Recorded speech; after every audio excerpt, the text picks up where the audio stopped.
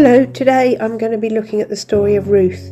I'm going to start at the point that Ruth made that decision to go with her mother-in-law Naomi to kind of say goodbye to her own land, to her own people, and go to a place that was foreign to her, really just to stay with her mother-in-law and make sure that her mother-in-law didn't kind of descend into poverty. She put herself at considerable risk. I noticed that when Boaz came along, he said, "I've told the men not to lay a hand on you." To me, that kind of showed if he hadn't have said that, maybe the men would have laid a hand on her, which told me what a dangerous situation she put herself in. She made herself very vulnerable, waiting at the back with the poor people to collect over the leftover grain.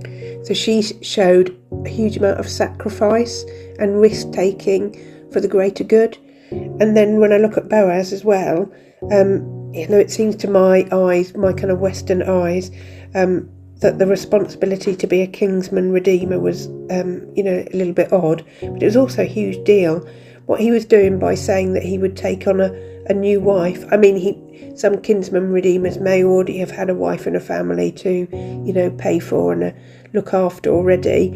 And so by taking on another person like that, he would have had to stretch his resources, his grain, his livestock and his home to fit another person, and then obviously whatever children they had as well, and sometimes that involved buying land. So he had made a huge sacrifice as well.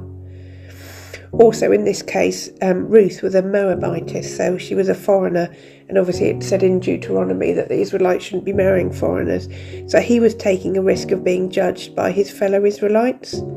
So really I thought that they'd both been quite sacrificial and humble. They'd both taken on big risks really. And then they were both involved in creating the Gentile blood in the genealogy of Jesus. And Ruth was one of the 3 Gentile women mentioned in Matthew's genealogy, which kind of, is a sign to us as how Jesus wasn't just born for the Jewish nation, it was also for the Gentiles as well. And, Ruth gave an example of that in the Old Testament.